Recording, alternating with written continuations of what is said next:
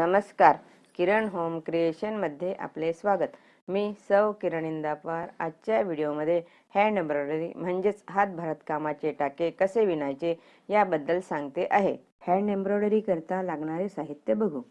कापड, साबण, ring, pen, रेशीम रीळ, प्लेन किंवा शेडिंगचे कोणत्याही रंगाचे चालतील, डोलीचे सुद्धा चालतील, सुई छोटी व मोठी, कात्री. आता आपण कृती बघू. रिंग शक्यतो लाकडी वापरावी.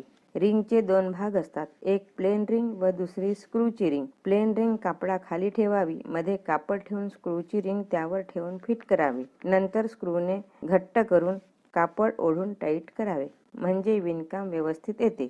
फिशबोन टाका कसा विणायचा ते बघू. या टाक्याला मोठ्या पाकळ्याप्रमाणे डिझाईन घेऊन मधोमध रेष पाडून त्याचे समान दोन भाग करावे व मध्यभागातून सुई डिझाईनच्या पाकळीवर टोचावी. आता कसा विणायचा ते बघू. प्रथम कापडावर डिझाईन काढून घेऊ. सुई कापडाखालून वर काढू. डिझाईन काढताना मध्यभागी एक रेष काढली आहे, अगदी त्याच रेषेवर सुई टोचून विणावे. सुई कापडातून वर काढली, मध्येतून घेऊन बाजूला तिरपी टोचून सुई वर काढावी. नंतर मधली जी रेष आहे त्यावर टोचून बाजूला सुई वर काढावी. एक वेळा डाव्या बाजूने तर दुसऱ्या वेळेस उजव्या बाजूने असे आलटून पालटून विणावे. विणतानाच मध्ये रेष येते. दोरा सैल येत असेल तर ताण देऊन विणून घ्यावे.